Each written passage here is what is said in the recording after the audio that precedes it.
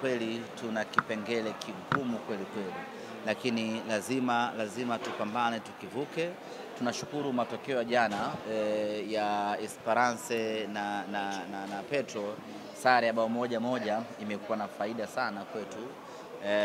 Inatuongezea chachu na sisi ya kupambana zaidi ya kwenda kupata kitu katika mchezo wa leo. Kwa hiyo ndio maana naona akili zetu, fikra zetu tumezielekeza katika mchezo huu, kwa sababu tunaamini tukipata ushindi katika mchezo huu tunatoka nafasi ya 4 na kusogea mpaka nafasi ya pili. Kwa hiyo unaweza kuona jioni ya leo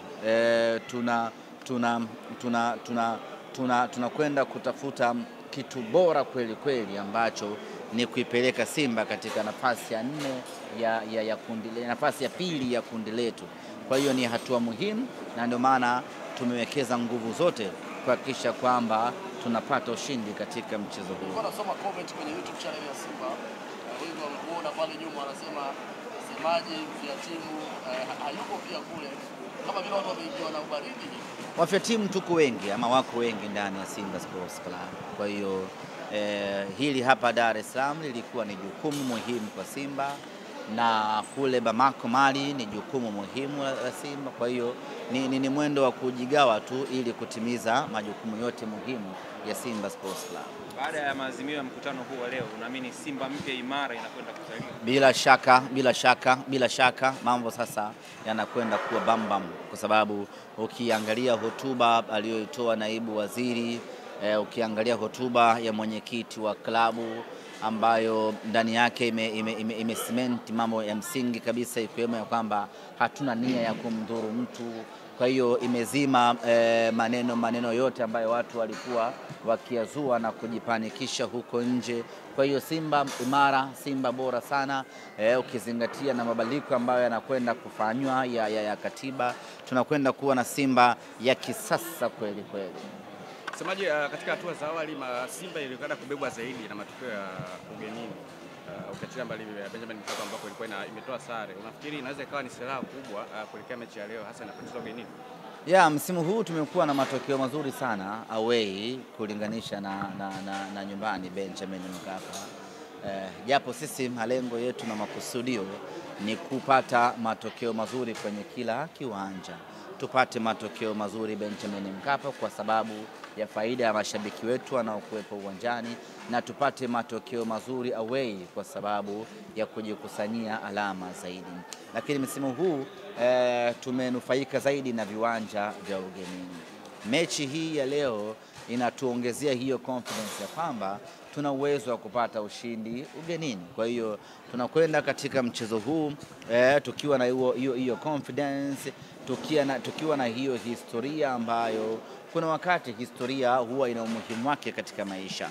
Kwa hiyo tunaibeba historia hiyo in a positive way, tunakwenda kupambana ili tukachukue alama 3. Imeshindikana sana, basi walau alama 1, lakini cha msingi hatupaswi kupoteza katika mchezo huu wa leo. Semaji, katika kundi ambalo lilikuwa linaonekana angalau linaweza kuwapa zaidi wa Tanzania furaha ni grupu la Simba, lakini kwa jinsi ambavyo mlianza na mwenendo mlivyo, unaonaje kundi kwa ujumla? Watu wote wasiojua mpira ndio ambao waliona kundi letu jepesi, lakini sisi ambao tunaujua mpira na tuna uzoefu na mpira wa Afrika na timu za Kiafrika tulikuwa tunafahamu ugumu wa kundi letu hili. Ogopa sana timu hizi za ukanda huu mwingine kwa mpira wa sasa wa Afrika. Bado sisi Tanzania tumekariri timu za Kiarabu ni ngumu, lakini katika timu mdebwedo kwa miaka hivi karibuni ni timu za Kiarabu. Ukipangiwa Waarabu hata 8 una uwezo wa kufuzu kwenda hatua inayofuata. Waarabu wamelegea vibaya mno. Jana kuna Mwarabu mmoja amekula bao 4-1. Unamjua nani?